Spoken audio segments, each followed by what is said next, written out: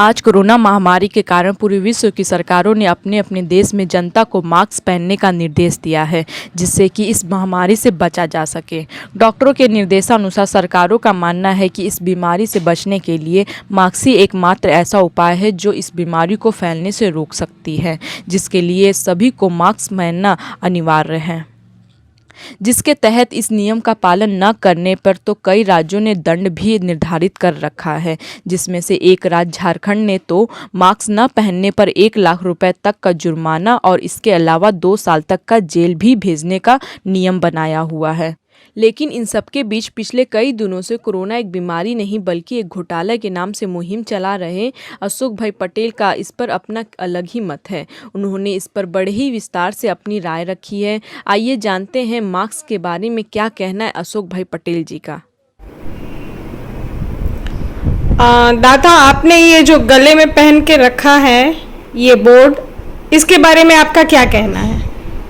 देखिए, मैं सबसे पहले आपको ये बता दूं कि मैं राजकोट से बात कर रहा हूं और मेरा नाम जो है ये अशोक भाई पटेल मेरा नाम है। अब बात है इस बोर्ड की, तो देखिए ये पहले वाले बोर्ड में ये लिखा हुआ है कि कोरोना चींटी है, कोई राक्षस नहीं। ये गुजराती में लिखा हुआ है और यहाँ लिखा है कि कोरोना घोटाला है, कोई रोग नहीं। तो ये पहनकर हम यहाँ राजकोट के लोगों को भय मुक्त करने की चेष्टा करते हैं। आपका मास्क के बारे में क्या कहना है? हाँ, ये ठीक है। देखिए, मास्क के बारे में मेरा ये कहना है कि जबरदस्ती जो मास्क पहनाए जा रहे हैं उसके पीछे जो व्यक्ति मास्क पहनता है वो भी बराबर भयभीत रहता है। एक मानसिकता उसकी बन जाती है तो वो खुद भयभीत रहता है। और क्या होता है कि शहर में सारे लोग जब मास्क पहन के घूमते हैं तो सारा वातावरण जो है ये भय का वातावरण पूरे शहर में बन जाता है। तो इस विषय में मैं लोगों को ये संदेश देना चाहता हूँ। एक बहुत ही सीधी सादी बात है, हम अपने आप से पूछें कि हमारे शरीर की जो व्यवस्था बनी हुई है हम सालों से जानते हैं, हम शरीर विज्ञान के बारे में, शरीर विज्ञान के बारे में जानते हैं। तो इसमें हम अपने शरीर में मुंह से जो भी खुराक खाते हैं ये खुराक जो है ये अंदर पहुंच करके प्रोसेस होता है और प्रोसेस होने के बाद उसी में से रक्त बनता है, खून बनता है और बाद में जो भी कचरा बचता है ये कचरा हम अपने पिछवाड़े से लेट्रिन के द्वारा ये बाहर निकल जाता है। ये व्यवस्था बनी हुई है और शरीर में अलग अलग द्वार बने हुए हैं। पीछे के द्वार से ये लेट्रिन के द्वारा ये मल निकलता है और ऐसे ही आगे से पेशाब निकलता है। अपने कान में से भी मैल निकालते हैं हम। नाक में से भी जब जुकाम सर्दी होती है तो हम यहाँ से भी वो पानी वगैरह निकाल लेते हैं अपने नाक से। उसको सेडा बोलते हैं, सेडा।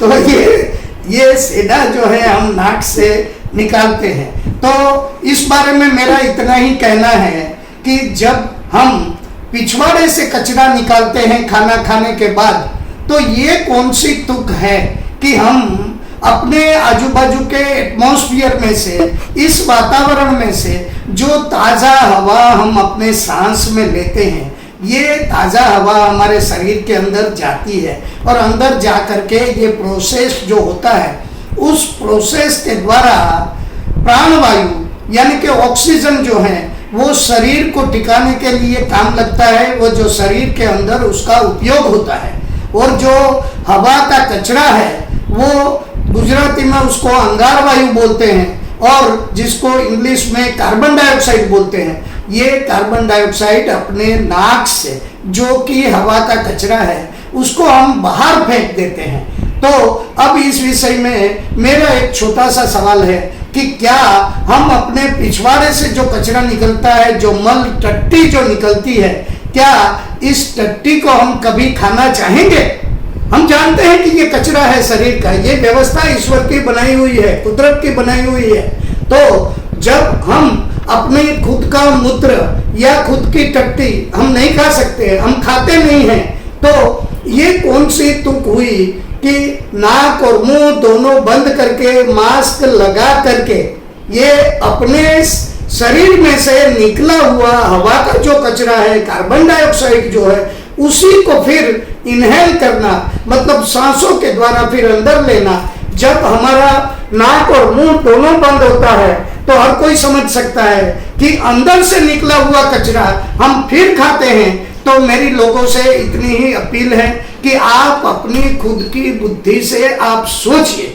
सालों साल से विज्ञान ने हमें सिखाया है कि नाक से जो बाहर निकलता है वो कचरा है, इस कचरे को हम नहीं खा सकते।